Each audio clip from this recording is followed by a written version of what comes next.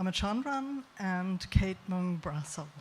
And I'll say a little bit about each of them later before they speak. And I'm just going to offer a few framing remarks, excuse me, and I'll keep it short so we can hear from them. And then after they give their thoughts, we'll have a conversation among them, and then we'll turn it over to you for questions and open it up. So to start, just to return to the symposium's overarching title, Radical Reimaginings, baked into this title is a logic of comparison, the given versus the reimagined, the new versus the implicitly superseded, radicality versus conservative or traditional imaginings, but also reimaginings via radicality as root, a call not so much or not only to make it new, but to make it otherwise or different. On the topic of our panel, I had the question of comparison. I had a few questions and observations for our panelists as they were reflecting on their responses to the subject, and we might quickly share those with you. And some of them intersect with points that were raised in the discussion last night and this morning as well. So, this has been I think, a fruitful synthesis. So some questions is for them and for you. Is comparison important for your work, for your writing, for your conceptualizations, for your thinking in general? If so, when and where? Is that something that has shifted for you? Relatedly, is comparison central to your particular field? And has this shifted or pluralized? What are the most pressing and productive questions of comparison for you, for classics? And which might lead to radical reimaginings? Which, if any, logics, methods, or assumptions about comparison are, in your view, moribund or obstructionist? Is it useful to think about comparison as method versus comparison as reification versus comparison as assumption versus comparison as a priori? Another question might be, what about comparison as defamiliarization? What about comparison as conservation or preservation? We might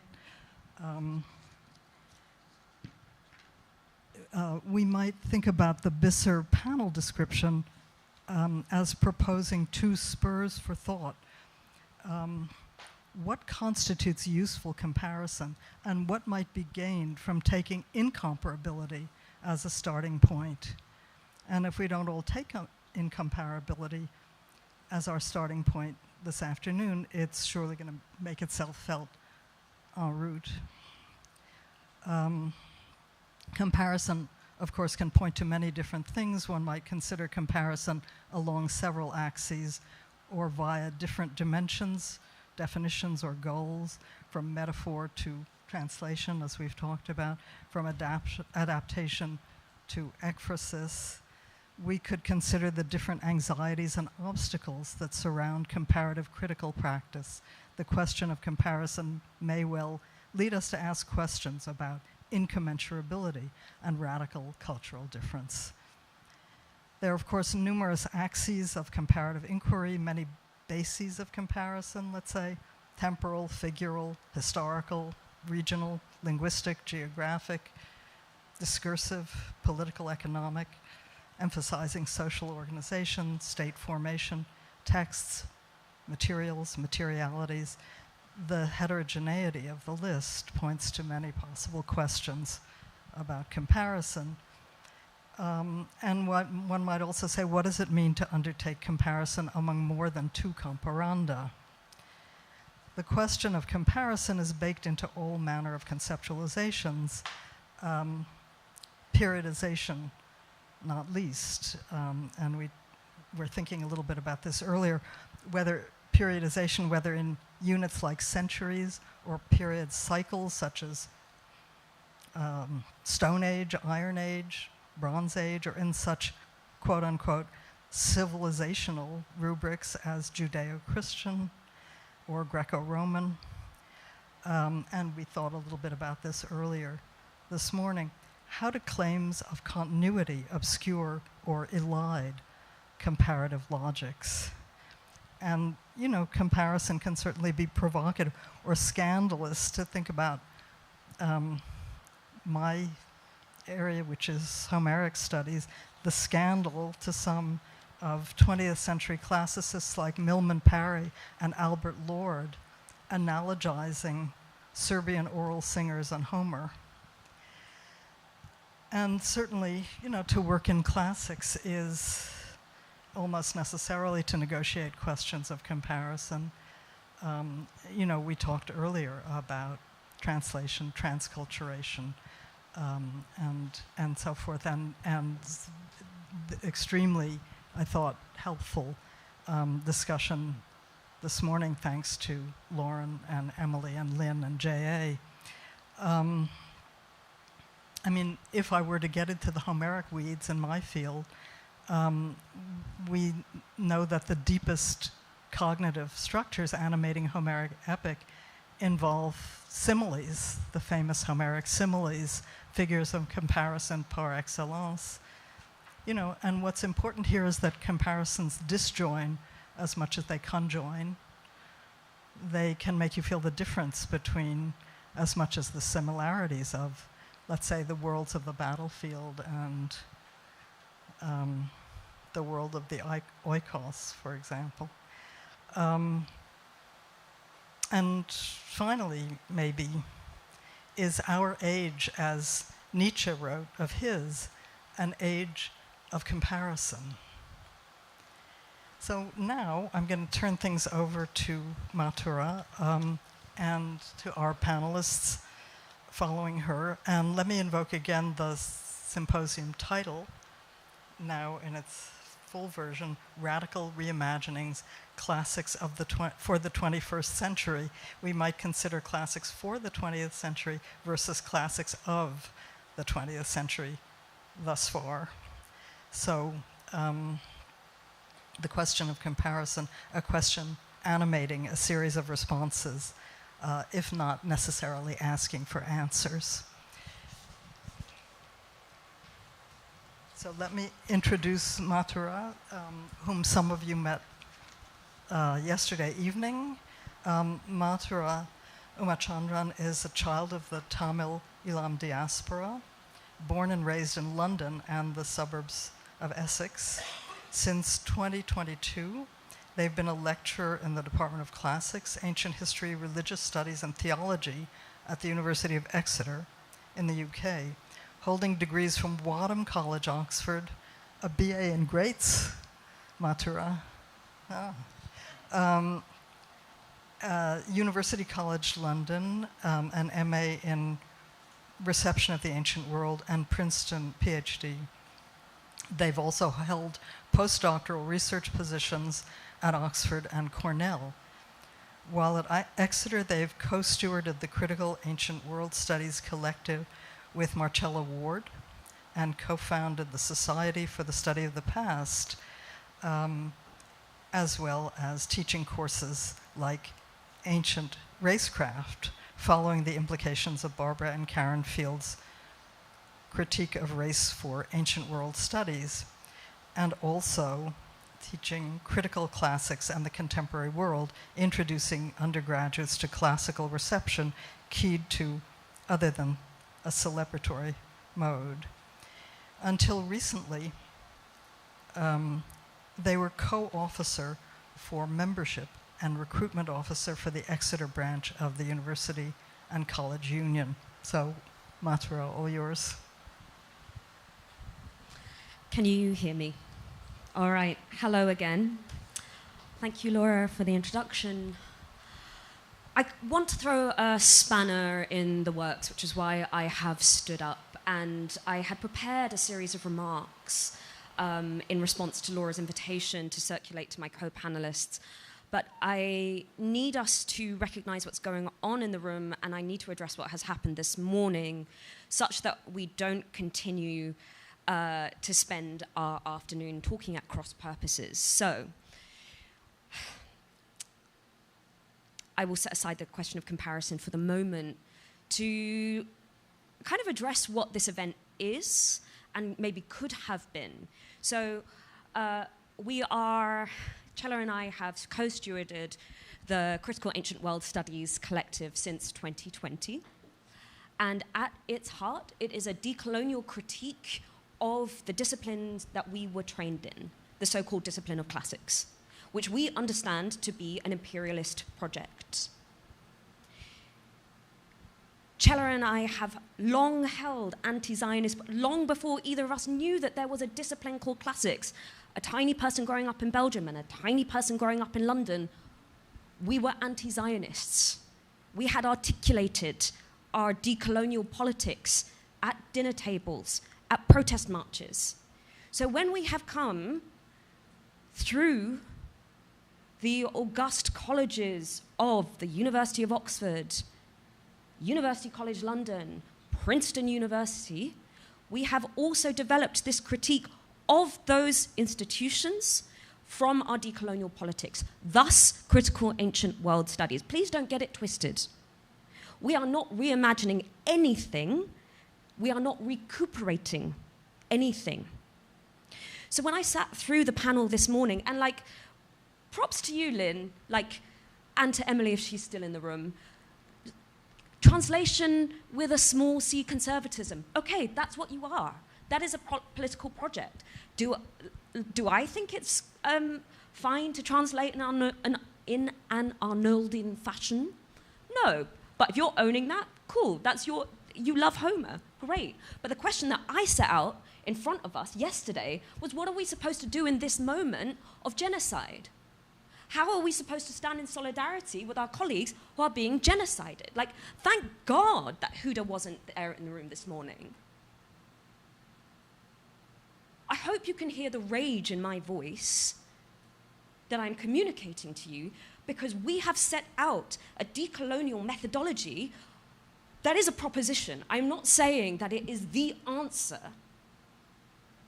But I know for sure that we are not reprising the reflexes, epistemological, methodological, political, and otherwise, of classics for the 21st century. We're not doing that. That's why we called it Critical Ancient World Studies. We gave it a different name. I explained last night that we're doing the Society for the Study of the Past. Cool. Is it a great name? No. But is it a better alternative to the Society for Classical Studies? Yeah. Absolutely. Because we know what we're about. We have articulated our politics. We've gone away and done our homework. This is not a sprinkling of Said to make ourselves feel better. So we're not going to reprise liberal Zionism to make ourselves feel comfortable. We're not going to presume that everybody in the room shares our politics. If you're comfortable sitting here thinking through liberal Zionist talking points that honestly, we talked about this over lunch, might as well be Hasbara light, that's on you. That is not what Critical Ancient World Studies is. That's not what we made it for. And I'm not going to give it to you.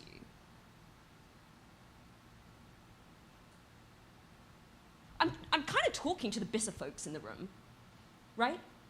Inspired by cause is not, we'll invite you to America to listen to some people talk loosely thematically on things that we have thought are important about your project. We can organize just fine. We've been doing that since 2020. Come to our reading groups. Come to the Critical Muslim Studies conference that happened this year in Istanbul or in Leeds. What are you doing? It would have been great to be in conversation with you about what kind of language learning is you frame as critical in response to our provisional set of exercises that are available to read for free, right?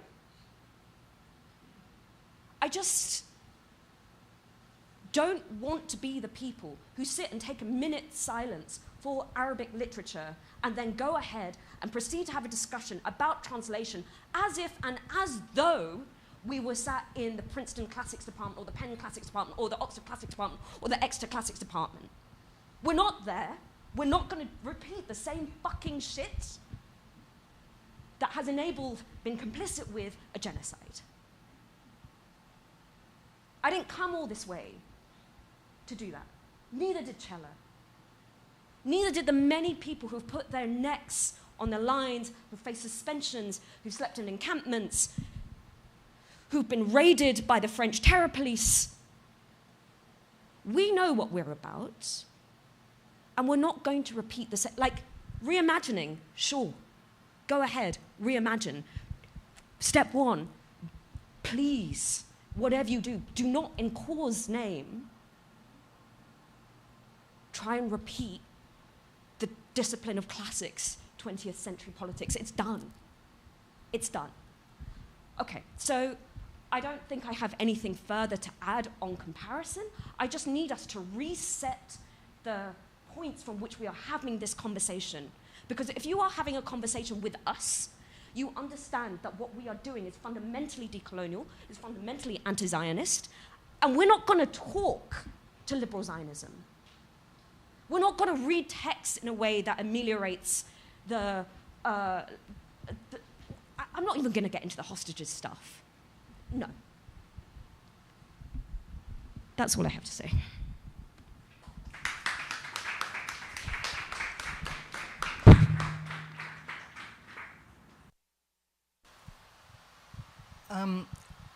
I think, Mathura, I think, shall we continue and then have people ask, or does anybody want to respond to Mathura now?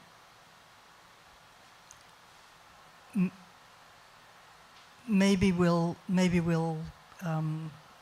hear the rest of the panel and then we'll continue the conversation. So, Kate Meng Brassel is Assistant Professor of Classical Studies at the University of Pennsylvania. Her current scholarly work includes a forthcoming monograph on Roman satire, a separate investigation into the history of material texts and disciplinary formation, and projects in Asian studies and critical theory. She's been a fellow of the American Academy in Rome and a member of the steering committee of the Asian and Asian American Classical Committee. Currently, she's active in the Society for Classical Studies Committee on Translation, as well as on the Penn Gender, Sexuality, and Women's Studies Executive Board.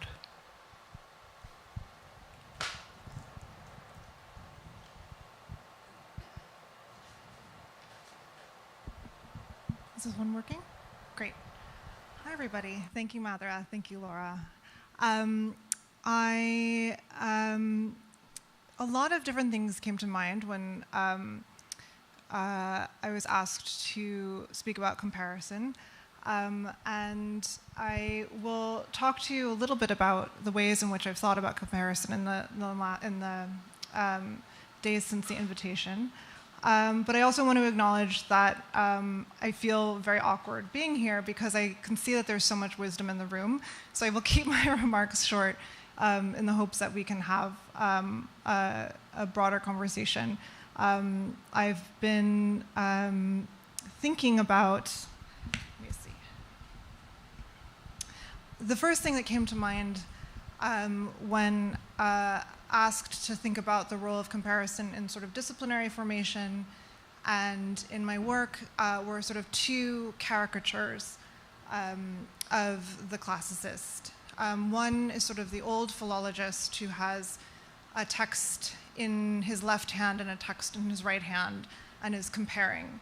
The other caricature, which is to some degree a caricature of myself and my own work, is that of the contemporary Latinist who, in her worst days, is something of an illusion hunter, just trying to find the best texts to compare that someone hasn't before. When asked to think about how this is influencing my own work, I thought I would bring up one area in which that I'm personally pursuing as a way of sort of thinking about our disciplinary practices, and it's the extent to which I think that, or I'm coming to believe that one reason the field of classics has entrenched itself in certain habits of mind and certain ways of thinking is our boundedness and sort of attachment to certain material practices. And that one of the many, many ways in which the discipline sort of disciplines us is by implicitly instructing us in what things we can think about and what experiences and whose experiences we can put together. And I think that those are sort of informed actually by our sort of very tools and the way we read, sort of the way that we physically read and cognitively read on the page. But the thing that I kept coming back to when thinking about comparison actually really was classroom practice. And it's where I want to sort of dwell with my comments today.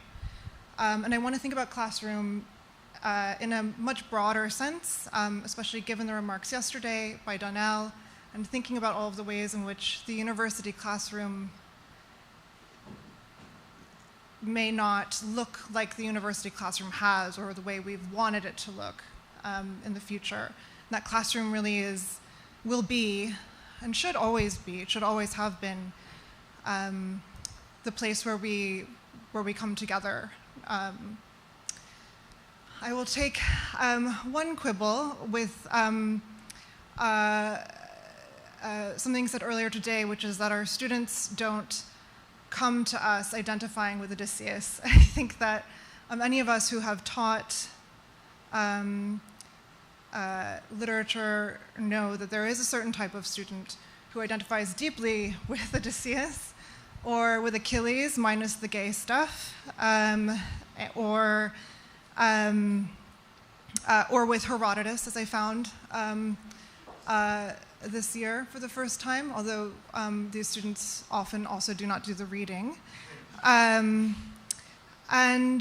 I used to, and this deep-seated identity comes from the sort of broad comparison, cultural comparison that really exceeds our classroom walls between, I don't even know if it's right to call it comparison, it's like a deep belief, a deep-seated belief that the US is either Athens or Rome. And I used to approach this problem as a good formalist, very dutifully, and defamiliarize. Whereas actually you cannot defamiliarize your way out of sort of this deep-seated identity, which although it may not seem to have political ramifications, does in much deeper ways. And it affects even how I approach things as a teacher. And so I was really persuaded to put this type of teaching, the defamiliarizing strain, aside.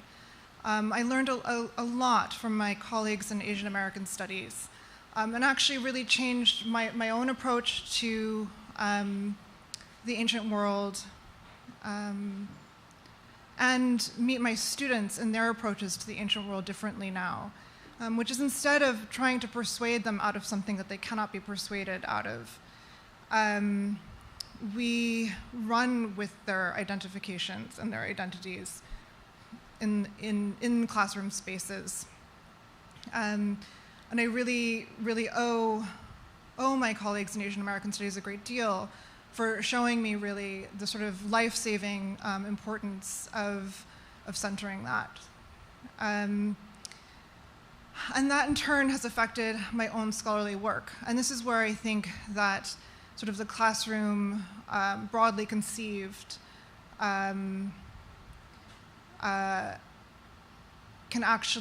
should really be shaping the field and its concerns. I'll give a brief example, which is that it became really impossible to read.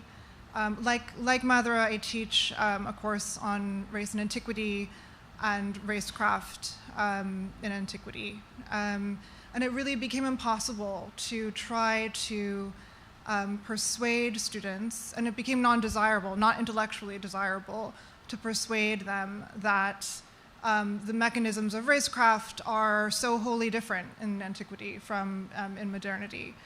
And instead, really triangulating through other disciplines, different area studies, and understanding better actually for the types of, through the comparisons that in the past I might have thought were anachronistic or irresponsible or too far, but are actually really not only salient but sort of urgent in the way we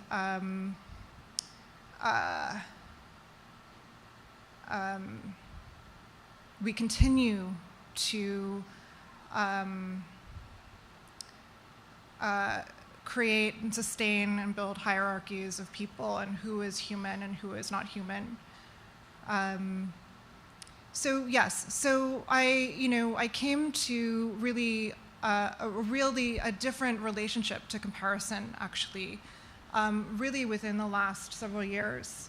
And it's not something that came from the discipline of classics itself. It came from outside, and it came from sort of the urgent concerns and demands of the people in front of me.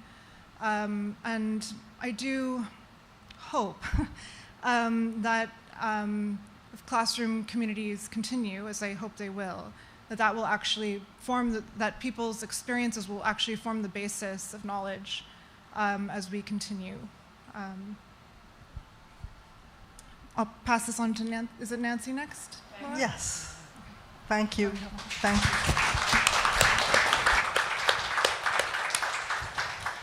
So Nancy Worman is professor of classics at Barnard College and what's that called? Columbia University? And she's affiliated with the Barnard program in Comp Lit and the Department of Women's, Gender, and Sexuality Studies.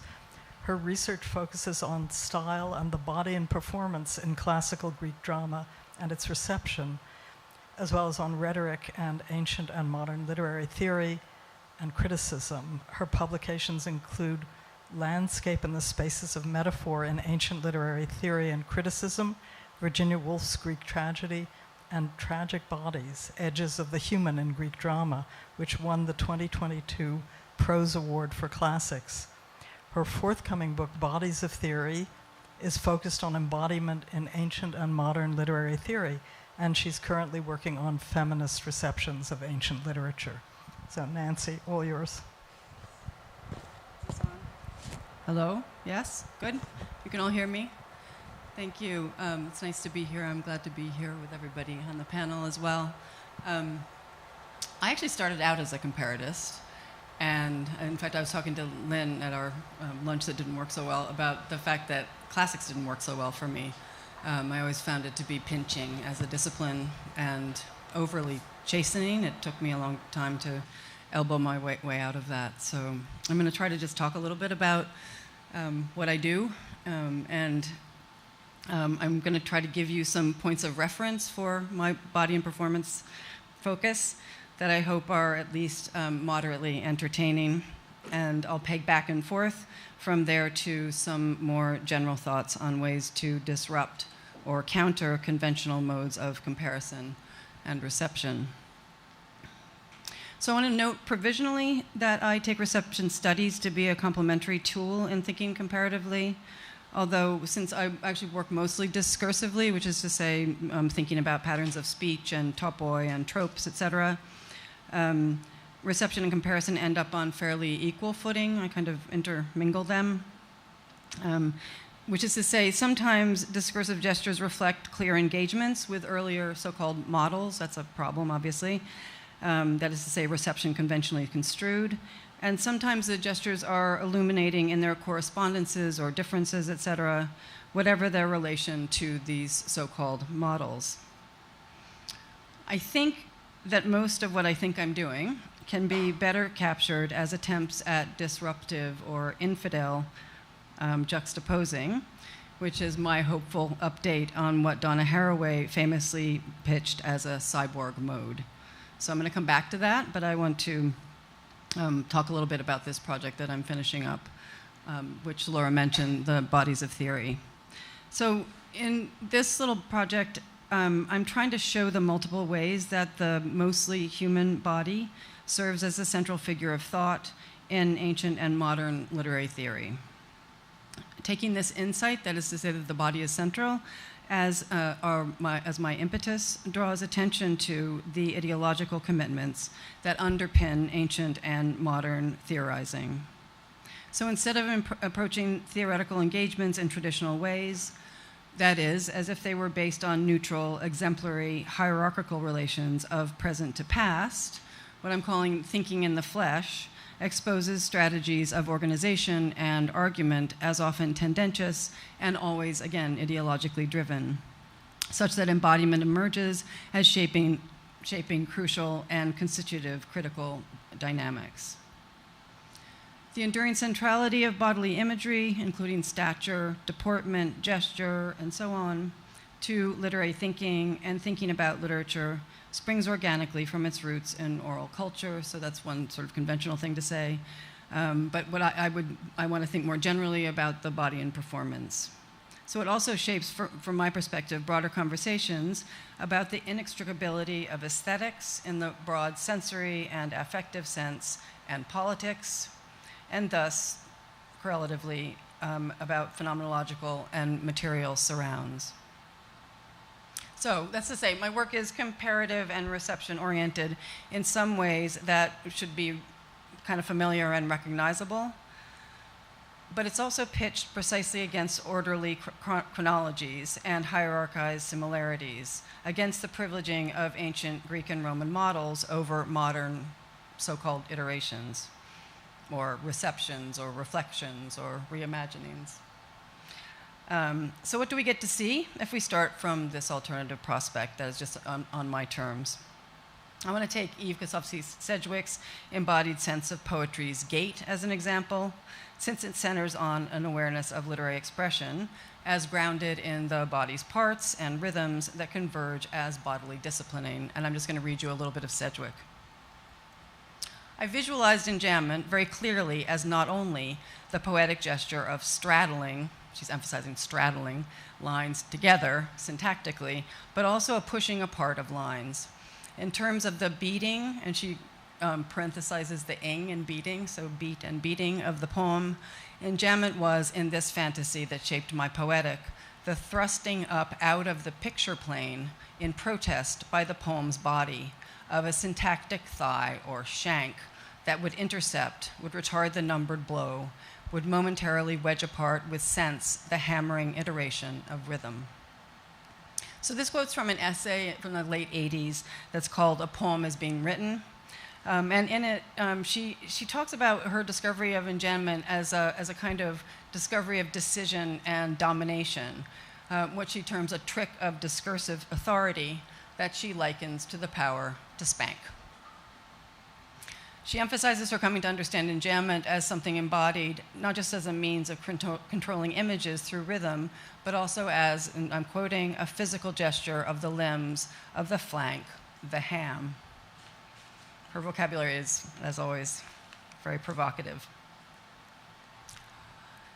Moving along, in her study of Victorian engagements with Sappho, Jopi Prins notes that the poet Algernon Charles Swinburne, Sappho lover and composer of his own sapphics, and if we want to go back to thinking about whether Victorians are radical or not, Swinburne, wild poetry. So Prince is talking about the fact that he recalls his tutor's metrical discipline as in this, she's quoting Swinburne, I'm quoting her, making rhythms between his birch and my body. Prince considers such instruction as a lesson in bodily submission to both sapphic meter and spanking. Now, the entrainment of the body through music worries ancient theorists like Plato, since he thinks that certain beats lead to a kind of lax effeminacy.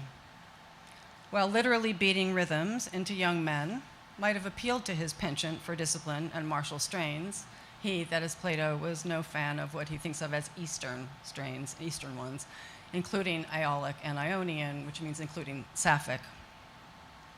So too Cicero, who emphasizes that without careful control of periods, by means of rhythm, speech runs on in ways that are flaccid and loitering. This is his vocabulary. Modes that, he claims, the Greeks call unexercised, that is, apalaistrous. Which is to say, good Roman rhythms entrain like good manly exercise, giving speech a muscular discipline appropriated from and implicitly subsuming Greece and its palaestra. So, some moves.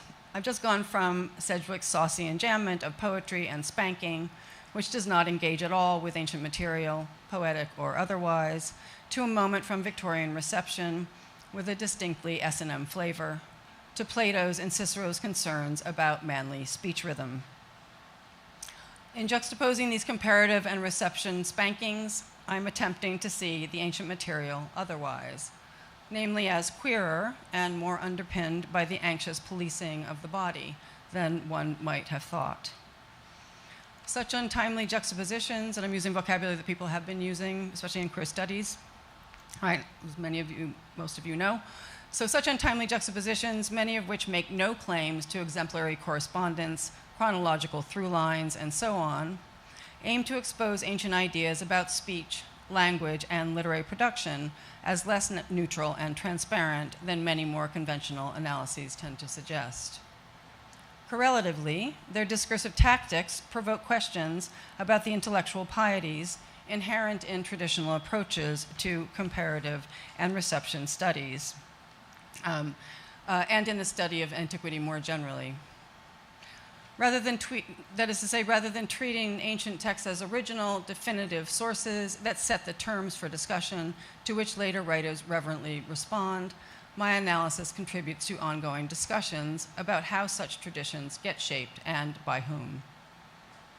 My own work urges special attention to feminist, queer, materialist, and post-humanist approaches, since these present the most forceful insights for exposing the disruptive potential of the body in relation to conventional modes of making histories, whether literary or otherwise. And I would add decolonial, et cetera, to that, and I'll come back to that.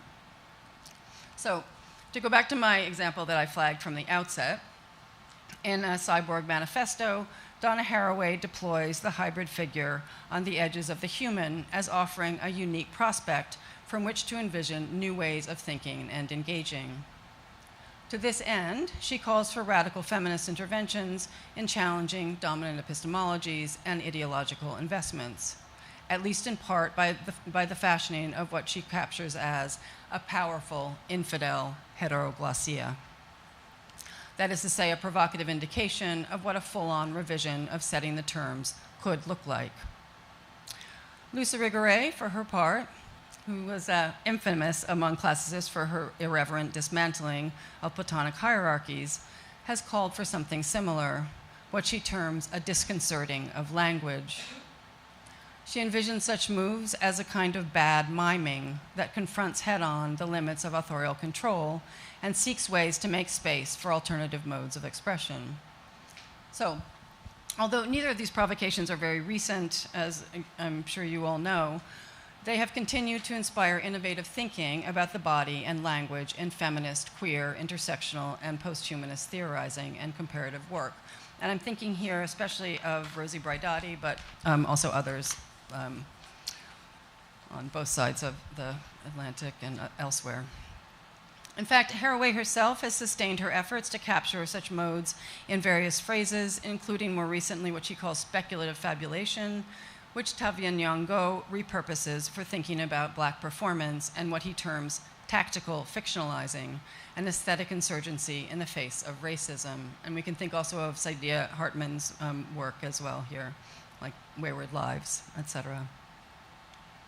So, such relative contemporary bodily thinking is only sometimes influenced by, but frequently has valuable affordances for, understanding ancient theorizing about literature and aesthetics from novel angles, or at least that's my pitch. So I want to go back to Cicero for a moment, since his rhetorical work, especially De Oratore on oratory, aims at the control of, the posturing as, the saturation of all available subjectivities. And let's look at such appropriative moves from the angle offered by Jose Esteban Munoz's exploration of Vaginal Davis's drag performances.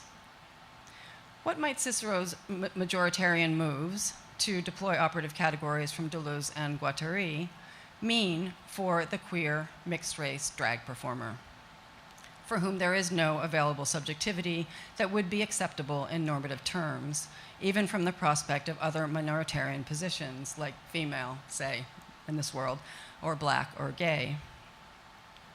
Having crafted a name to honor Angela Davis, Vaginal Davis pursues a similarly militant attitude in relation to performance, confronting the issues of whiteness and gender normativity as saturating and seeking to take them hostage in ways that resist assimilation, so that her or their work can serve to expose the intensely aggressive character of the conventional notions of the human as European man. And because, as Munoz puts it, I'm quoting, her drag mimesis is not concerned with the masquerade of manliness, but instead with conjuring the nation's most dangerous citizens, unquote. She disrupts and discomfits conventional drag, a rubric under which I'd actually include Cicero and his maneuvers. Davis's style, what Munoz calls guerrilla or terrorist, is parodic and insurgent, as well as tonally and gesturally inventive. It includes,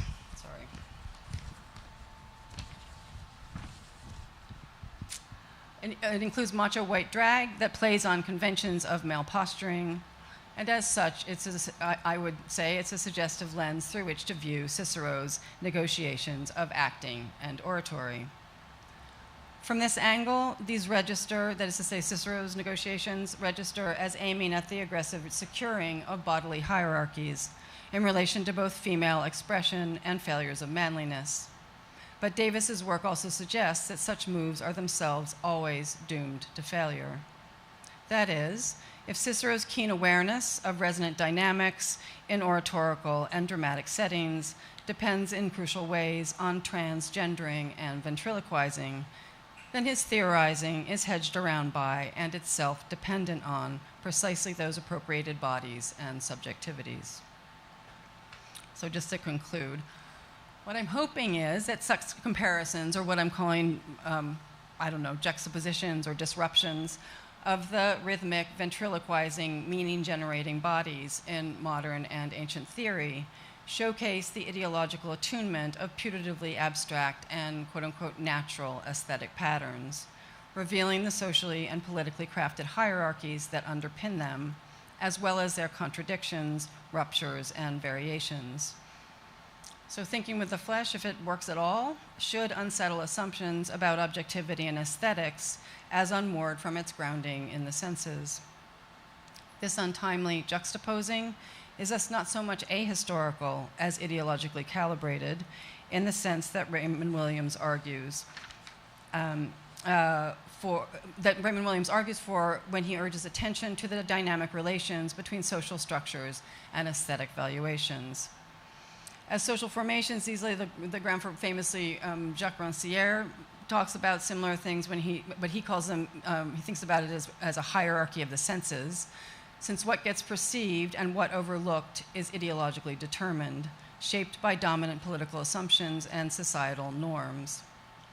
The gambit here is that juxtapositions like these can disrupt conventional assumptions about how ancient to modern histories of cultural artifacts proceed from paradigm to reverent reception, as opposed to working in the folds where modern and ancient conceptual and representational strategies may touch as if at one seam, iterating, miming, or subverting one another.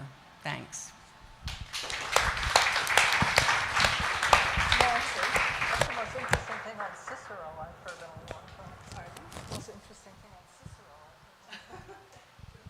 So thank you. And now Kiran Mansukhani will talk to us. Kiran is a PhD student in classics and an MA student in philosophy at Brown.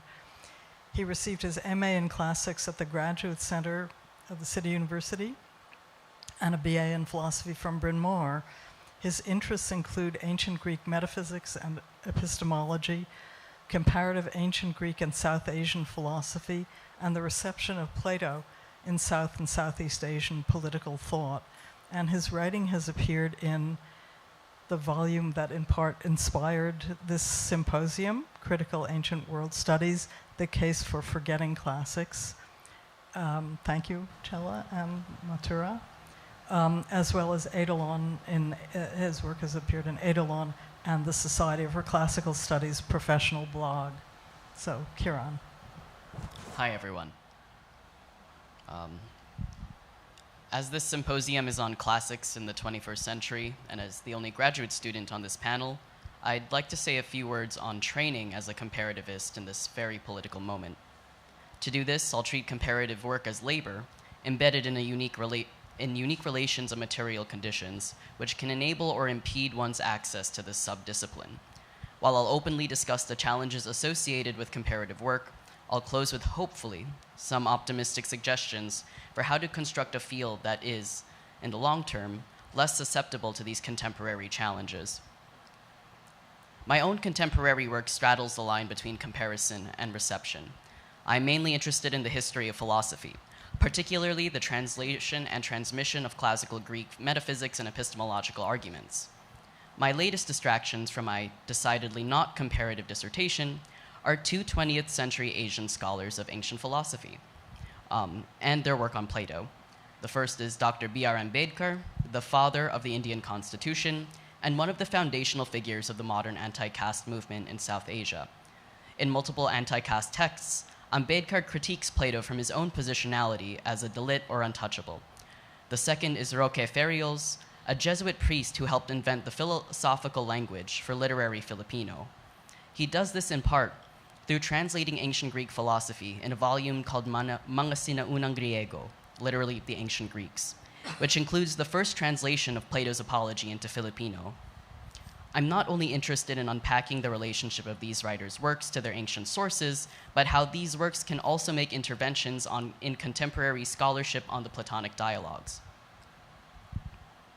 But to return to the issue of labor, I believe, and hopefully not many in this room disagree, that academic work is labor. It is an extremely niche and specialized form of labor, but like any other form of labor, our work requires accessible, safe working conditions, as well as funding. For comparative scholarship, this includes the opportunity to train in the languages, literature, and material culture of all the areas and regions relevant to our research. And as for funding, scholarships, fellowships, and grants keep all of our work afloat in the US university system. When I received the invite to this event, I was hoping to talk more about my research, future directions I could see this work taking, and my own ideas for expanding the field, or in, hopefully, alongside the vision of cause, deconstructing this field. In the interim, my institution, Brown University, reached an agreement with the federal government that has, to put it quite bluntly, interfered with my ability to do comparative scholarship. There are two particularly concerning clauses in Brown's federal agreement. 11C, on the campus-wide accessibility of single-sex spaces for transgender individuals, and 13F, on the Office of Equity and Compliance Reporting, collecting anonymous student reports on anti-Semitism in all teaching evaluations. As a trans person, my ability to do research has been directly impacted by 11C. In order to meet the requirements for 11C, Brown has segregated single-sex bathroom spaces into those based on assigned sex at birth versus those based on gender identity. Their initial FAQ on single-sex spaces and gender inclusion on campus also included the contact information for the OECR, as if encouraging members of the community to report one another for violating the terms of the federal agreement. The enforcement of single-sex spaces on campus is now overseen by Title IX, opening potential disciplinary action for individuals who may happen to use the wrong bathroom or may be falsely accused of such. Due to the realistic potential for facing disciplinary actions should I happen to use the wrong bathroom or otherwise exist on campus, I've had to put all language training at Brown on hold. My intention was to take Sanskrit at Brown for the rest of my time in graduate school, as I had only started last year. I thankfully had an amazing Sanskrit professor who had us reading both Sanskrit epic and Sanskrit commentaries on epic by the end of our first year. But I was also interested in starting Arabic and modern Greek to round up my generalist training in the history of philosophy, neither of which I can take at my home institution either. As such, my workplace has ceased to be a site where I can train in comparative scholarship, as it fails to be safe or accessible. This is in addition to witnessing the dwindling opportunities on the job market. Funding cuts at the NEH have threatened the longevity of humanities departments outside of those with independent endowments, and anti-DEI restrictions on federal grants will also inevitably lead to less funding for interdisciplinary or non-traditional works in the humanities as well. I myself was considering applying for an NEH grant after graduation. I had planned to use this grant to expand my project on Ambedkar into a monograph on the influence of Plato in India's independence movement. This would ideally involve further language study and archival work in India. But due to these funding restrictions, I will now have to consider a dwindling number of pathways to accomplish this project. Independently of the administration, consolidation or slashing of humanities departments altogether seems to signal a cultural shift to those of us still in training in the humanities, that there is no longer a market for the work we do and must seek our livelihoods elsewhere. All of this said, I would like to turn this into an opportunity to discuss the future with my colleagues, no matter how bleak it may seem for all of us. My larger question for the other panelists, and perhaps our audience, is one of place. Where can we do comparative work? I have a few suggestions of my own. These mainly address the training issue, not the funding issue, so I will refer to my more senior colleagues for their insights on that front. I think expanding online or hybrid accessibility to language training would be one possible way to work around hostile campus environments. I think this can be through the university directly or through independent organizations such as BISR. Department subsidies for the cost of attendance to these independent organizations would go a long way.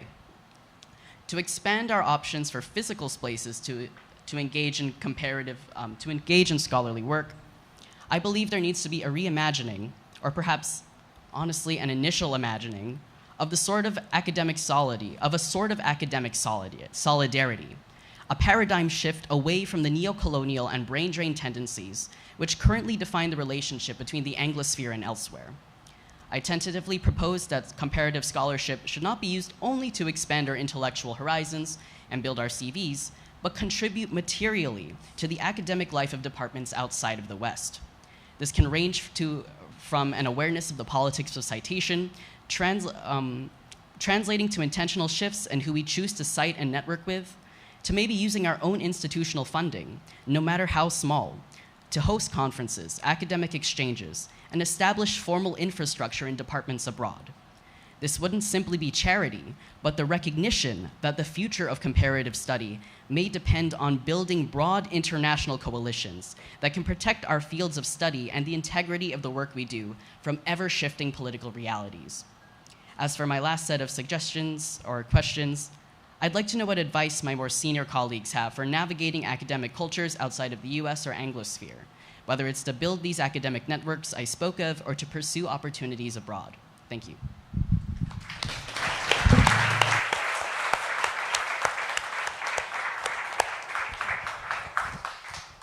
Thank you, and thank you all. And would you like to take up Kiran's questions? I'm thinking about the future.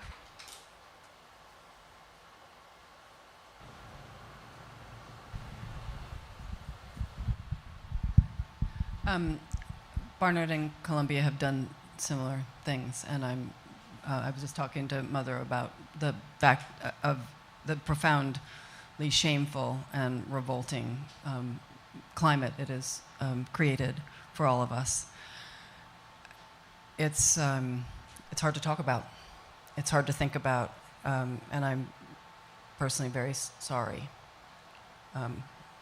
for your personal situation.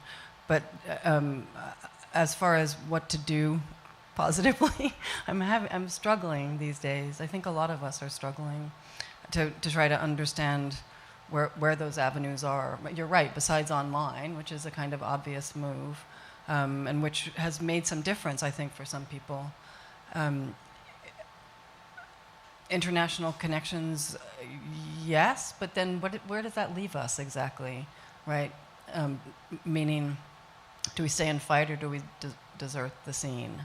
And academics are thinking about this. I mean, some very high-profile academics have said, okay, fine, I'm leaving, right? Kind of on principle, but I don't know that I agree with that. My instinct is to stay and fight. So that's just a generalization for now.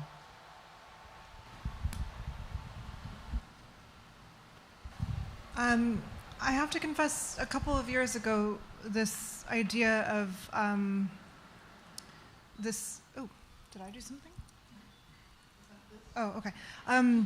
A few years ago, it was proposed my institution, just in a lecture series, sort of re-envisioning one of the many re-envisionings of what the ancient world study could look like. This idea of making language training sort of collaborative across institutions. And at the time, I did not like this idea. But I am now persuaded, actually, from your perspective, that actually maybe that's exactly what is needed.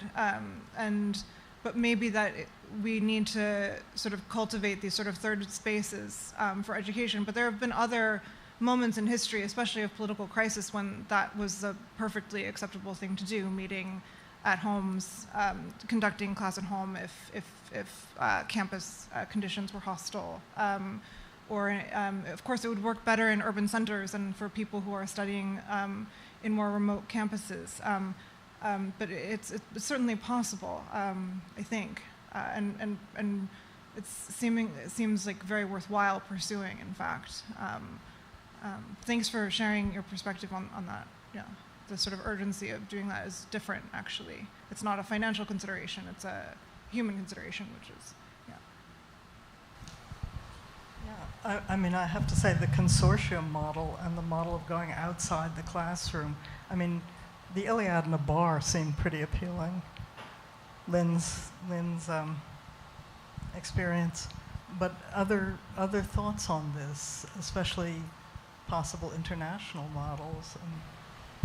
And I have just one other thing to add, which is that some of us at Barnard and at Columbia as well, but I'll just stick to Barnard, have actually taken up the 60s, 70s tool of teach-ins, which the students love and the administration hates.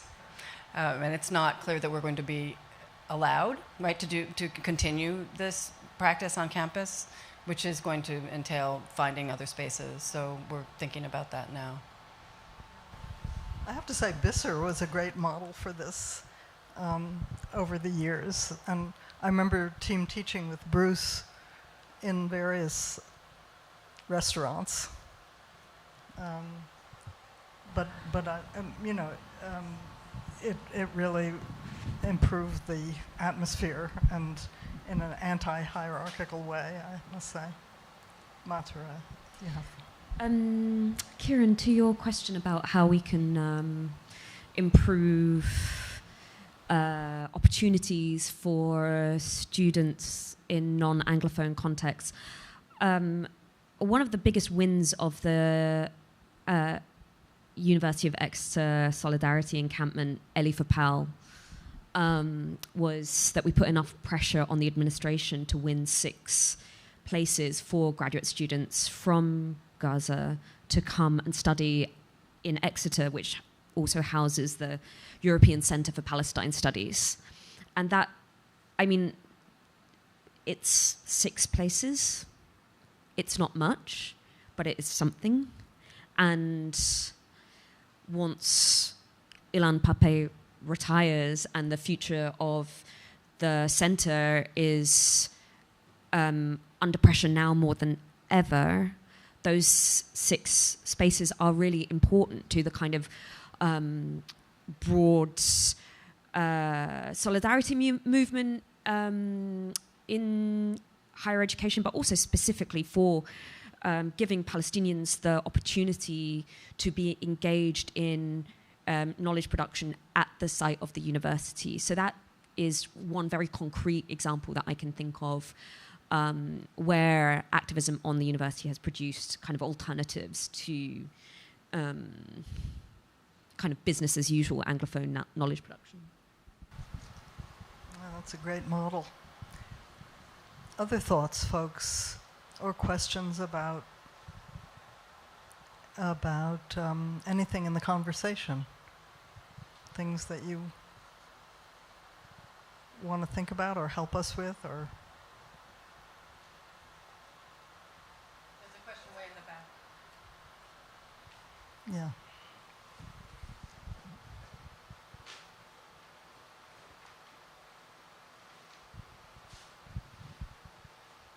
Hey, I just want to say thank you so much to Mathura for your intervention. That was very helpful. And I also wanted to contribute to the conversation about comparison in classics. One of the things I've really struggled with the way that the discipline of classics uses comparison is that if comparison between things, for example, in my area of study, between something that is deemed classical and something that is deemed liberatory, like disability studies, which is my area of research, it is very well celebrated if it shows up on the page in an argument in a seminar, but then it is not celebrated by the university when access requirements are demanded. It does not actually show up in the material conditions of events. For example, I'm very happy to be collaborating with Bisser, and one of the things that I regret not doing as a panelist is having a preliminary discussion about the access requirements of the event. For example, I am shivering having to come up here and stand to ask a question, and other access requirements for events that should be part of the material conditions that Kiran is invoking us to think about of being in space together. So I think when I think about comparison, I often get very frustrated because of how well received it is on the page and how limited our thinking is about doing it in an embodied way. So that's what I wanted to contribute. It's not a question, but I really wanted to thank Mathura in particular and the other panelists for their contributions. Thank you for that. Other thoughts? Yeah, Chella. Thank you. Yeah, I guess I'm also similar to Hannah, thinking about Mathura's important points and connecting those with the rest of this panel. And I'm thinking about the relationship between co-option and comparison. And I think something I worry about almost every day about critical ancient world studies is how do we stop this from being co-opted? And what I mean by co-opted is how do we stop the colonial, neo-colonial university from making this kind of flag that it can wave of its DEI credentials. I think about that almost every day. And I especially like Mathura, I especially think about it when I interface with things that, make gestures towards critical ancient world studies and then make claims for the superior relationship with antiquity of particular ethnicized groups, for instance, because those two things for me are not compatible. Critical ancient world studies is not compatible with those kinds of supremacist claims. And those things come about actually all the time, as you could imagine, because like many other projects that are decolonial, that are liberatory, particularly after the racist murder of George Floyd by the police officer Derek Chauvin, there's been an enormous amount of desire on the part of colonial institutions to look decolonial by co-opting and appropriating work that begins as decolonial. And there's a kind of trade-off involved there for folks who want to do decolonial work. Because on the one hand, you're thinking, hey, they're going to give me some resources to do my work. They're going to organize a symposium where we can talk about decolonial work. They're going to let me have a postdoc to talk about decolonial work, or whatever it is. So in a way, we are sort of guilty, we play a role in our own demise because we are sort of guilty of jumping on those things and saying, oh, maybe this time they mean it. Maybe this time the university really wants to be committed to something decolonial. And of course, it all ends in tears, right? Like these things always do. And I'm thinking about how that interfaces, Kiran, with the really important points that you're making about actually the unlivability of many institutions, for many people who are equipped or who want to be equipped to do genuine decolonial work.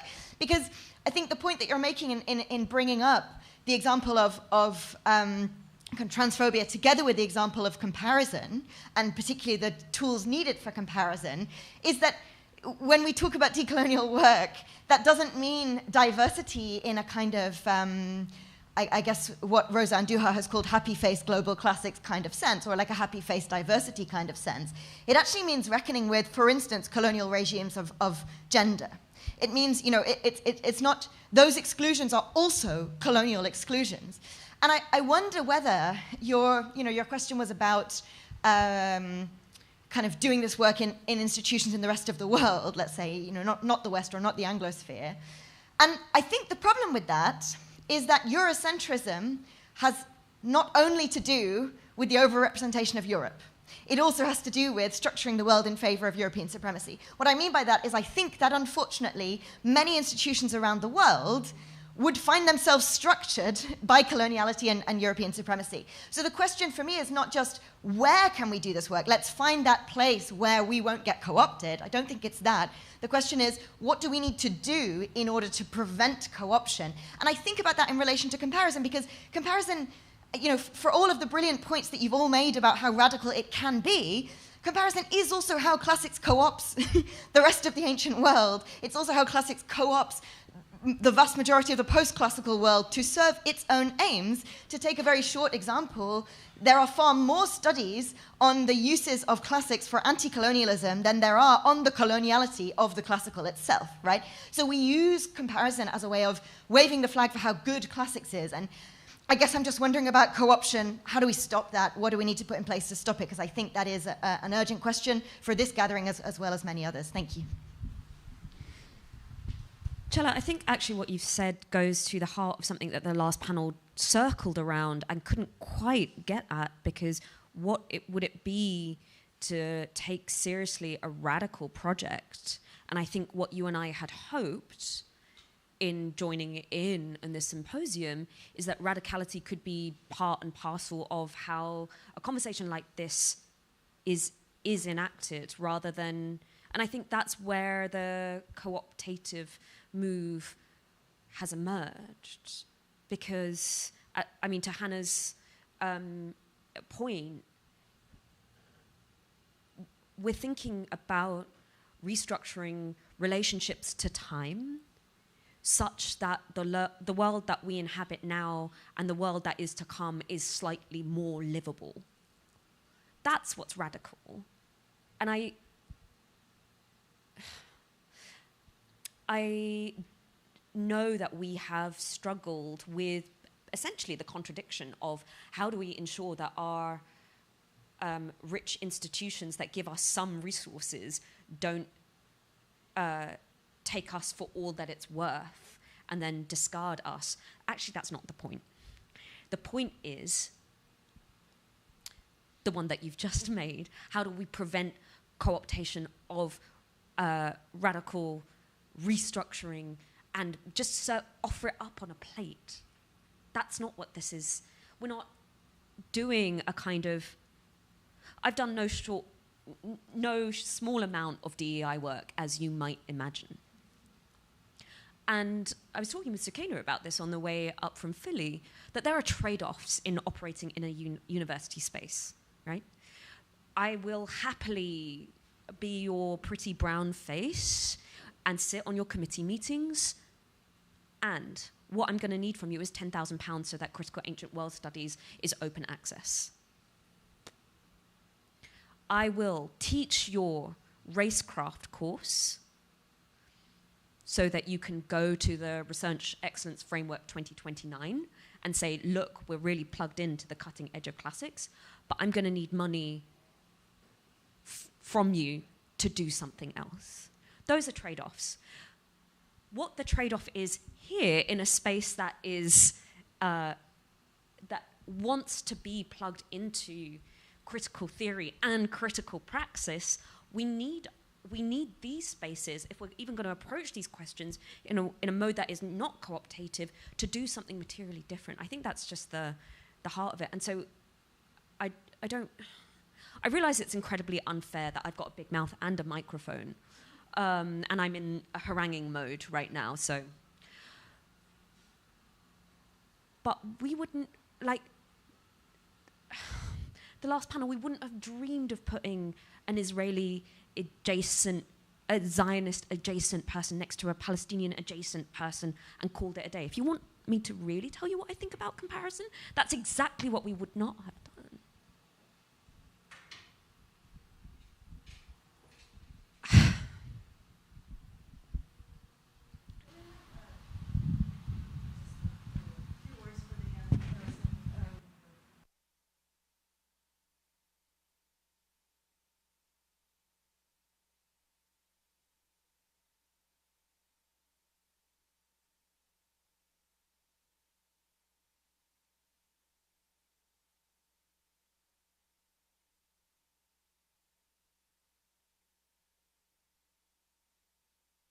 It's really just very simple.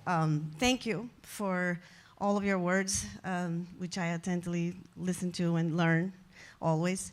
I think just a suggestion, because you brought up working with people elsewhere, other countries. So I will just say, I just came back from a conference in Brazil, and I would very much suggest that we do embrace these collaborations, because it doesn't just stop at they're having this international collaboration, so what, period.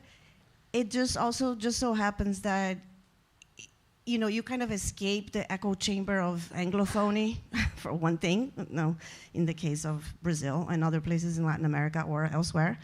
And you are suddenly very surprised about the kind of work people are doing that has anticipated some of the things we have been talking about. And that they're very social interactions that are not always necessarily conditioned so strongly by status or capital or so many other things that our interactions are conditioned by, make everything a little more chill, if I can use that word, and therefore, even in the classroom, I didn't hear what the panel spoke about the life in the classroom itself, for classics, but even in the classroom, the community is different. The feeling is different. People do have this very tangible notion that they're coming together to do something that could be language or whatever it is. But first and foremost, they're coming together as people that are supporting each other. And so, and it's not the exception. It's very common. So I do very much support. I understand the difficulty of traveling now, but you have so many different languages that you're interested in. I very much connect with your work, because I like to have a lot of comparative work in many different languages. I like the idea of comparing oranges and apples and everything in between. So I think it's very, very important for us to travel outside of the axis of the same universities over and over again. And another very simple thing that I thought about, we're still, for graduate schools, requiring that people take French or German for their language.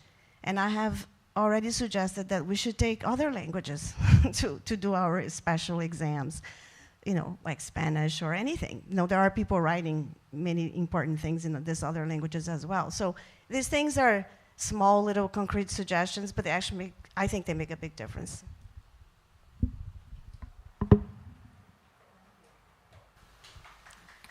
Yeah. Kiran. If I could. Is it working? Okay. If I could just respond to a number of comments, but thank you especially for your concluding comments on affirming my desire for more international, non-Anglosphere exchanges. I think I was being much less ambitious in my vision for international solidarity and academic discourse, just from an awareness that the Philippine University is the first example that comes to mind, just because it's the citizen I'm a country of, the country I'm a citizen of, rather. You can mute that for when the Trump admin comes. Just because, you know, even that university system was so fundamentally shaped by the Catholic Church. But I find that despite those structures being in place, I find it so much more productive to at least put people from those places in the same room, because you never know who and whether the individuals in those spaces are actually working towards the same vision of decoloniality that you are. And one thing I found, having had a past life in doing cultural work in the Philippines, is that the ways in which decolonial conversations are framed and the different things you have to navigate depending on different material conditions wherever you go, is that there are so many opportunities and means through which you can realize these decolonial visions. And I think despite the coloniality of the institutions we're operating in, there's still those individuals who have ties and lives and visions outside of that institution. I wonder if I might also, I take your point, Mother, about negotiating, and as a follow-up to Chella's pitch about preventing co-option, it doesn't feel like, to me, at least at a certain type of institution in a certain country, that we're in the negotiating position right now, in terms, like that is the kind of conversation that there's room for. And so I'm wondering, given that, and that might be just my impression, or that might be a reality, or somewhere in between. But given that possibility that we're actually, as Donnell put it last night, we've lost already, and we're not in a position to negotiate. What is it? What next then? Right? Where does the energy go? Right? Where instead of negotiating with someone or an entity that isn't coming to the table with you in that way. Yeah, thank you for continuing to think on the kind of problems that co-optation throw up for work that seeks to be genuinely radical. I mean, I think about the Harvard negotiation, right? That Harvard simultaneously was capitulated and was decapitated. There we go. Got stuck on my own pun.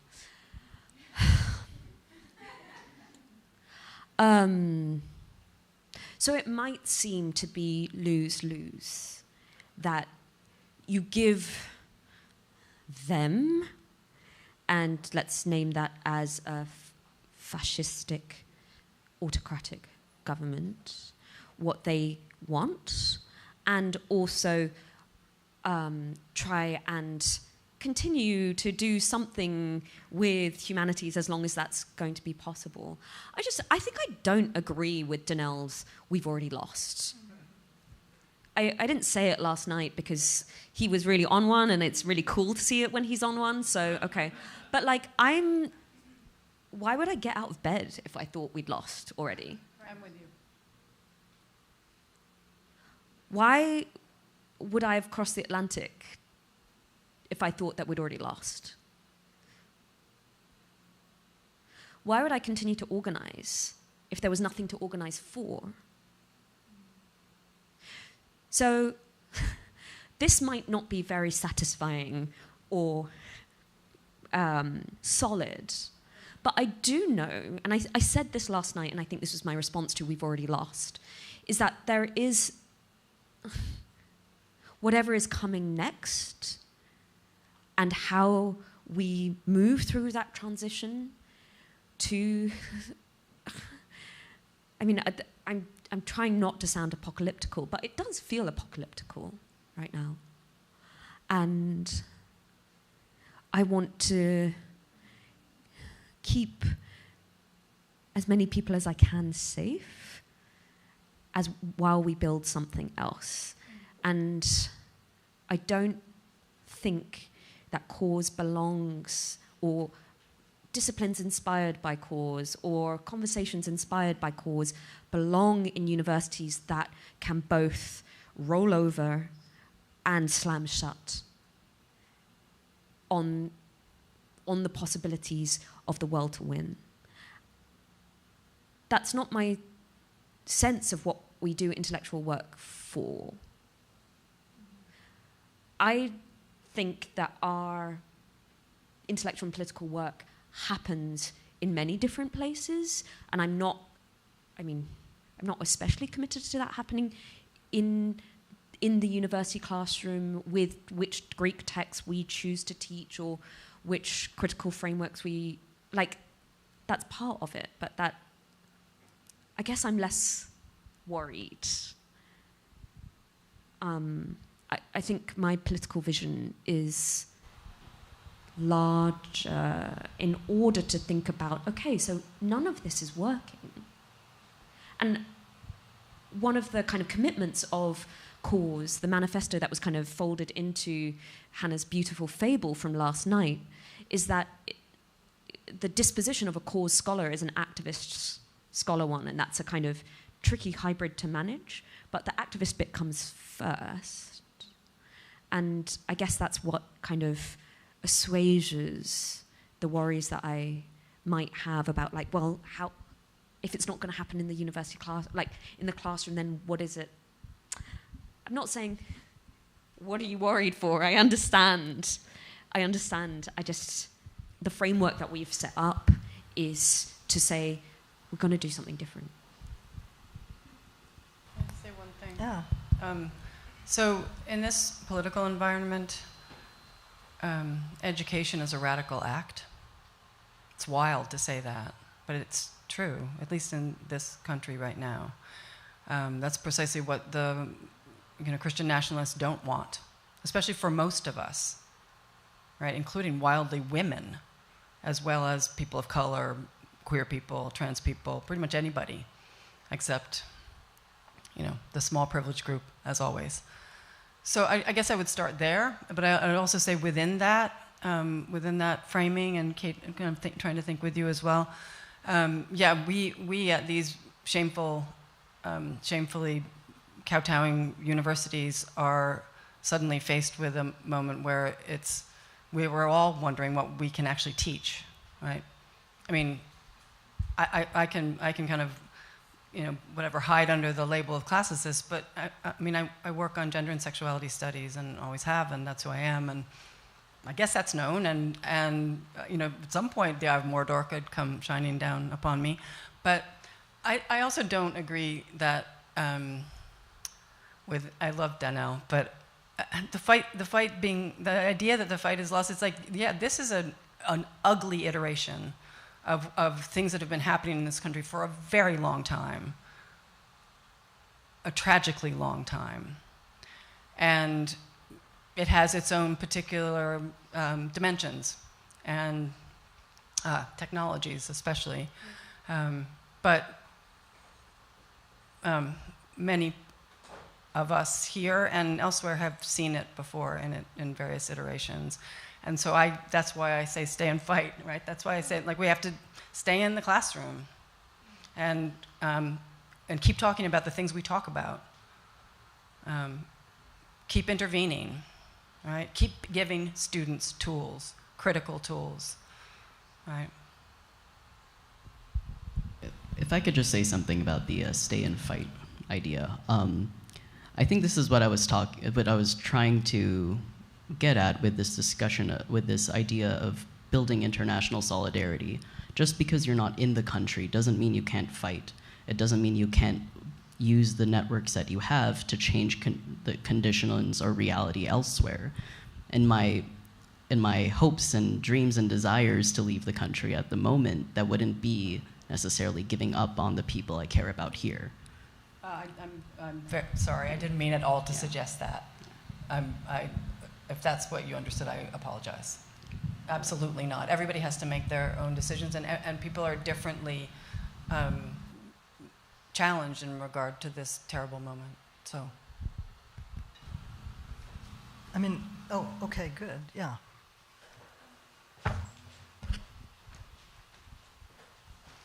Hi, thank you so much, everyone. This is really interesting. I don't want to be too presumptuous to sort of challenge the idea of comparison on a comparison panel, but it is interesting to think about, like, going back to the questions at the beginning about, like, what is the use of comparison? Because, of course, comparison is very aesthetically interesting to a lot of the work we do. It's also important logically, and it's a way to think with, to understand, you know, differences and similarities, but it also feels like it defines the discipline of classics in ways that lead, like Chella said, to co-opting and to hierarchy and other modes of interacting with each other and with material that are really challenging to get away from, it feels. And maybe this is just, you know, as a grad student, I feel like as part of my training, it just feels like, you know, so much of it is in training to compare in certain ways, and that comes with a lot, obviously. And so I just wanted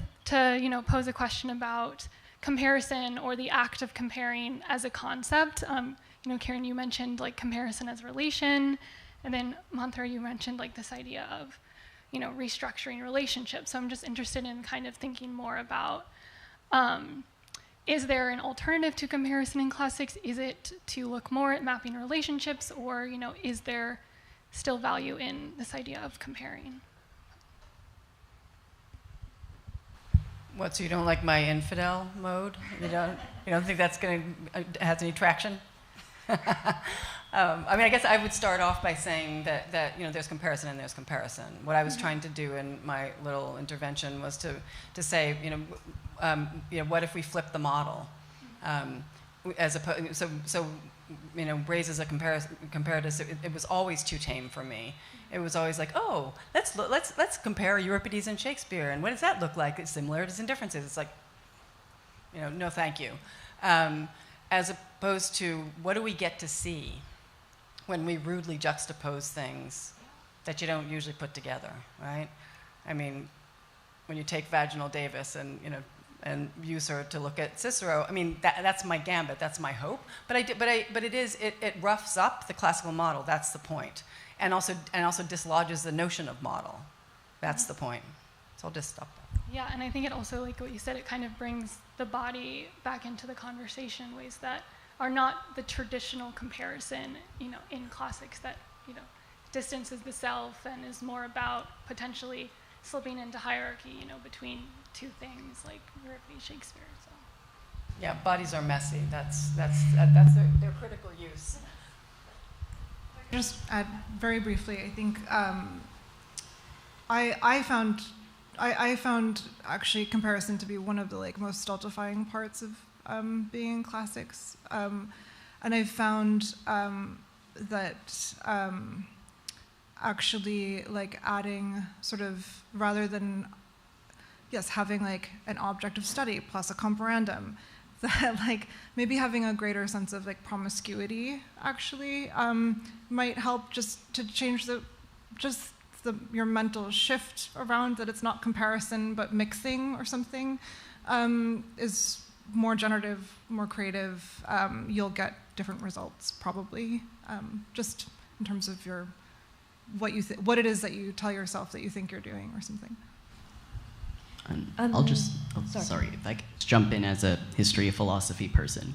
The way the way a lot of scholarship is done on ancient Greek philosophy is kind of in the absence of comparison, which is why I find it so enriching to my own work, because you have the influence of analytical philosophy in British and American philosophy departments kind of trying to abstract Plato and Aristotle mainly from, you know, their relationships with the prior traditions and the Greek intellectual tradition, as well as, you know, the Egyptian and African traditions. And really, I think the only way to get a full sense of the picture of what's going on in the history of philosophy is inevitably through comparison. And to dispense of that is to just revert to the status quo in the discipline, actually.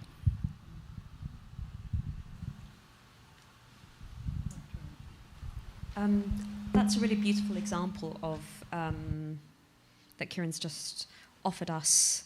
That I mean, this is maybe where my grumpiness with classical reception studies started. That classics, the exceptionalist logic that motivates classics. You know, you don't get out of it by comparing Greece and Rome, but the kind of exceptionalist exceptionalizing position that these two cultures get placed in. Comparison does do a lot of work to debunk that exceptionalizing logic. It does. I guess what classical reception studies has run through to the end is the limits of that logic of how far do we get when we put, like, how much more outlandish comparison set of comparanda do we get to, and is it to the same effect of de-exceptionalizing? So I think this is, if part of our critique that we mount in the introduction is global classics as an intellectual project, which, attempts to put into conversation ancient cultures and say, look, we're doing the comparative thing, and therefore by de-exceptionalizing, but there's politics to that move too that aren't, that more often than not, reprise the most normative political gestures of classics and classical reception studies. So what I'm saying is that comparison, yes, but also comparison has been one of the reflexes of classical reception studies, global classics, the kind of like post-colonial tradition of reading. And I've been liable to do this too. I taught a master's seminar on receptions of Antigone, and I'm really not sure if I collected enough examples from around the world of people who engage. Like, what am I implying that the like political potential of the critiques of Antigone, Ismene, Creon, this play are there for, like, it only gets us so far, I guess, is the caveat that I think about. And then when I extrapolate up to the kind of discipline building frameworks, like classical reception studies has just like run hard into the limits of comparison as kind of just not that interesting either. Yeah. Thanks. I just want to ask, since we're thinking about alternative educational contexts and so forth, I just wanted to see whether any of the BISR folks, I don't know if Bruce is there, or Lauren or Mark, wanted to talk a little bit about how you think about the BISR project, as it were, compared to standard, academic institutions.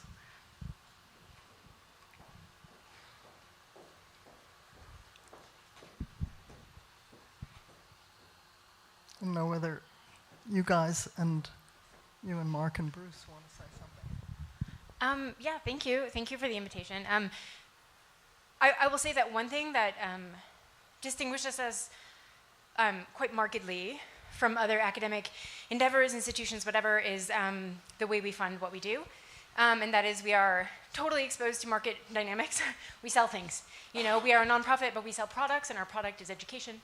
And one of the things that I think the Institute, as not a founding member, but a proud member of the organization, one of the things that I think is a source of now security and also some pride, although it's complicated to speak about pride in terms of a workplace, which also has its own problematic working conditions for those of us who do collect a salary from here, is that we are autonomous. And so we come up with an idea, usually in collaboration with faculty, other administrators, our executive director. We work together and we think, oh, we have this idea and let's put it out in space. There isn't a lot of, there isn't the same kind of accreditation because we don't have that, which gives us freedom. And there is also, I think, the kind of liability of being a very small organization. When you have an idea, you can respond to something that you feel like is happening in your environment, and you can, for instance, build a conference on $6,000 and have a really interesting conversation with lots of varied points of view and even debate and disagreement and dissent, and it's all possible. And it doesn't, come with oversight. And that's one way I would say that it's a distinction from other places. Thank you for the question. I don't know, Mark, if you want to answer, or Bruce?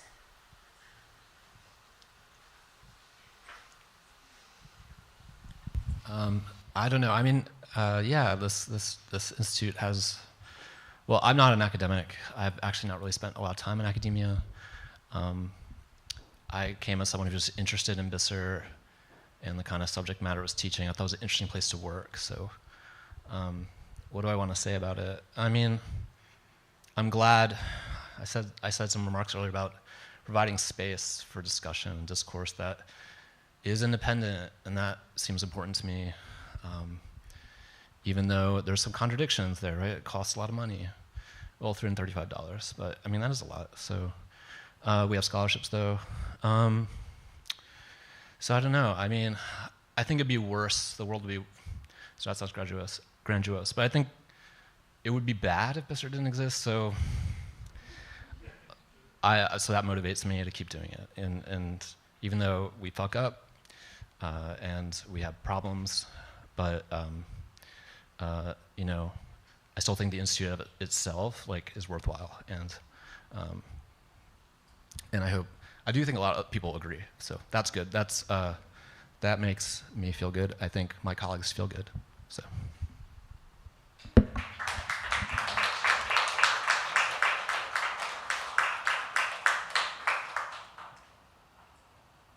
Thank you. Any other thoughts for us? Yes.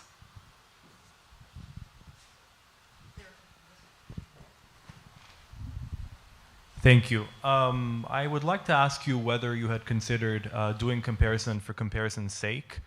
In a way, as a graduate student, I think that I use a lot of theory for my study of literature, and I think that theory is about building bridges and also smashing others, or considering how to build bridges. So in a way, if we frame comparison as gaining insight into relationships themselves, isn't that just similar to what Mathura said about this trade-off as in, I pay the government the money to be able to still protect the question, right? To get that site where I can protect the question. Does that also sort of apply to comparison or not?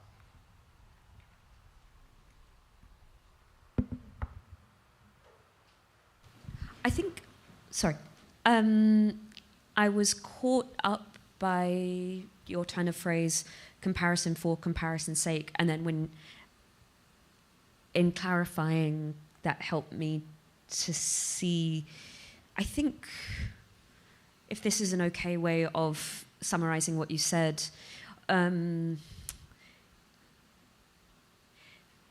is the intellectual endeavor of comparison valuable in and of itself?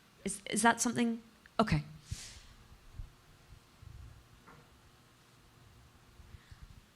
I think the thing that I have been driving towards for the last couple of hours has been, I stated it in very stark terms, but the stakes of comparison are enormously high and are not solely an intellectual exercise. So I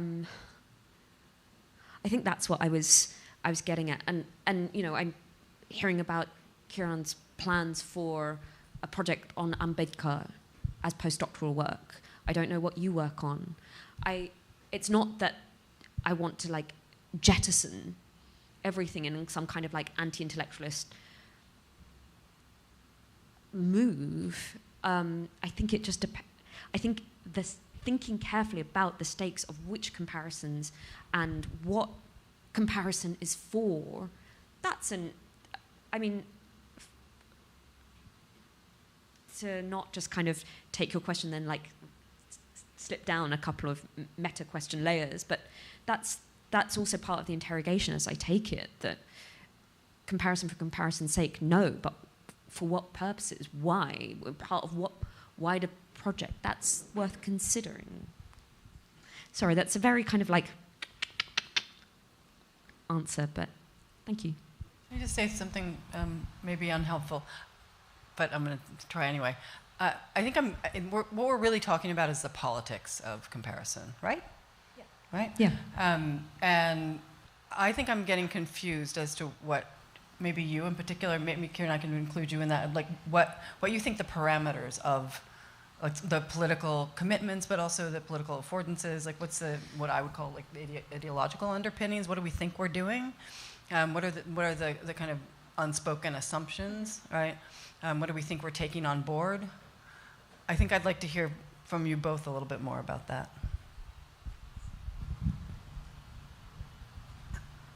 I think that depends on the scholar engaging in comparison.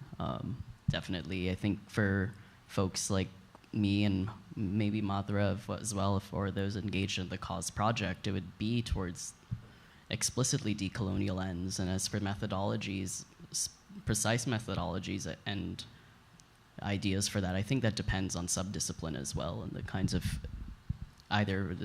interventions you're trying to make towards a decolonial project, which does require significant engagement in that body of work, but also broadly across those engaged in similar projects. But I'm sure, Mathura, you could speak more to that.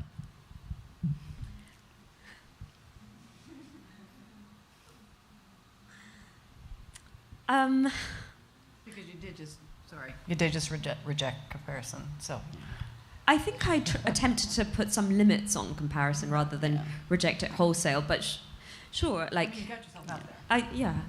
I'm really reminded of this moment of a conversation that's in print between Stuart Hall and... it's called Uncut Funk. Stuart Hall and...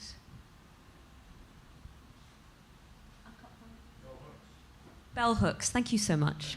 That's crowd work for you. Where Stuart Hall talks about, in British context, naming racism like shitting on the table. And I feel like I've sort of shat on the table, but that's fine. We're all just going to have to kind of like look at this thing. And to kind of continue in this mode of like, I feel really out here having like, been a bad guest, like told my hosts that I really don't agree, because I really, really don't. So yeah, I'm really grumpy, and some of my intellectual grumpiness is going to fall on classical reception studies, which is the discipline that I was trained in. So yeah, right now I'm pretty disabused of comparisons. I guess at the heart of critical ancient world studies, if you read the introduction, which I hope if you take away anything from my grumpiness today, it is a pretty banging read, and it's free, is that our engagement with critical Muslim studies is explicitly not comparative. What I mean by that is it's not, as critical Muslim studies does unto the normative discipline of Islamic studies, so critical ancient world studies does unto classical reception studies.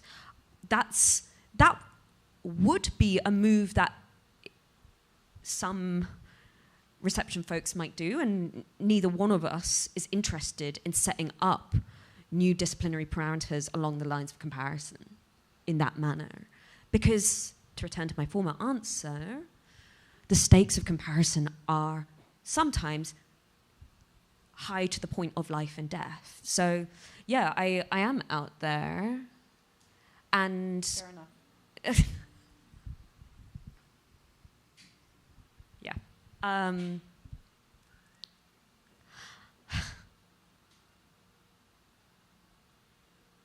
Yeah. Punkt.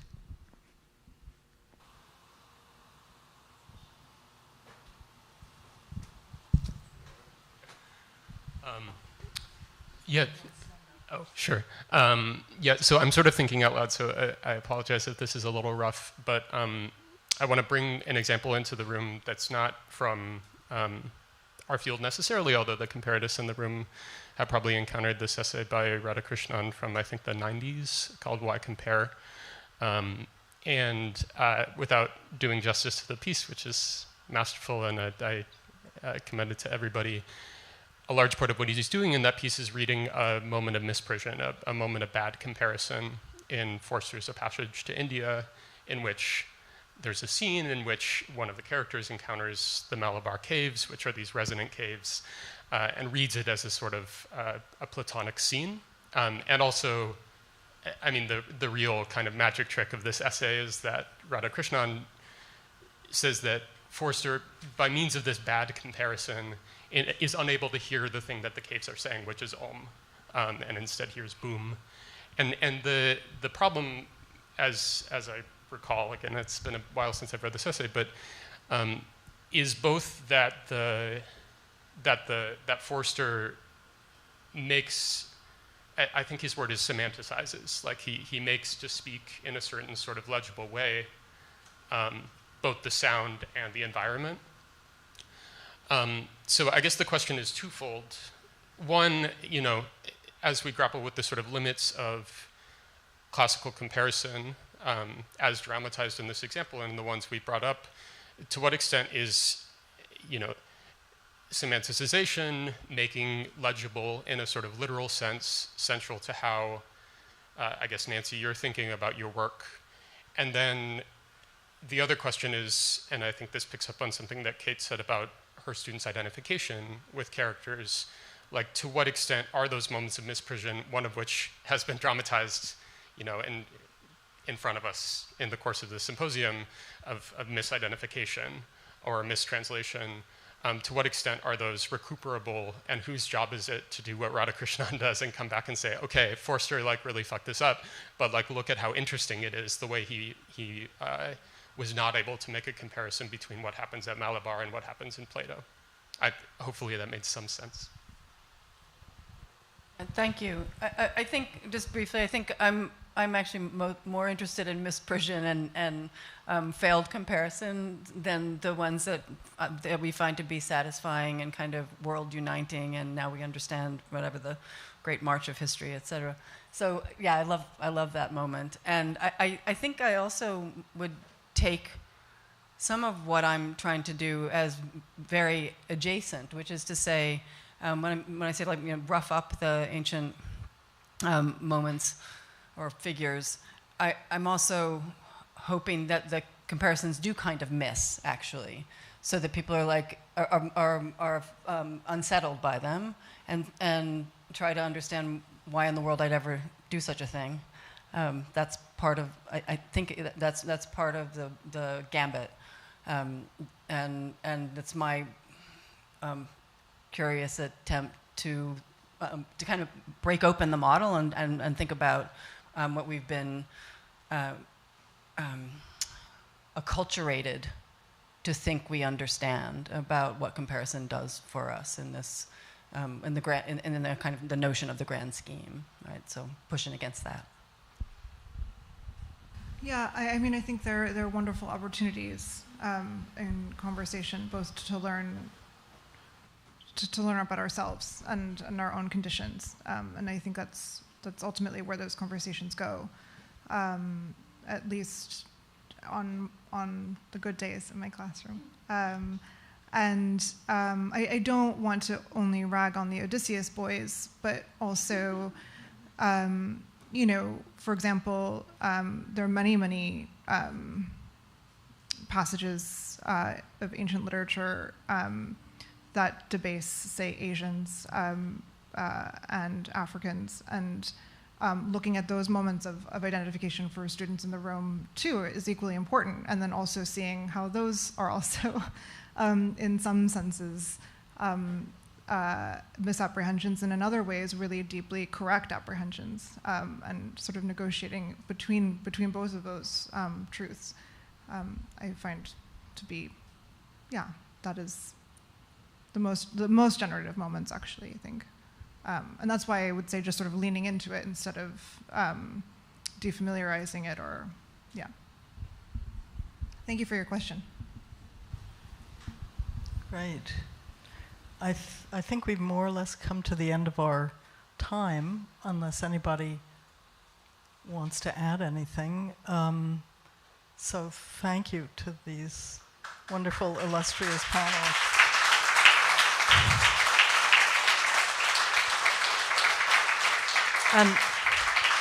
And thank you to Bisser for letting us think about all this without trying to co-opt us. Thank you.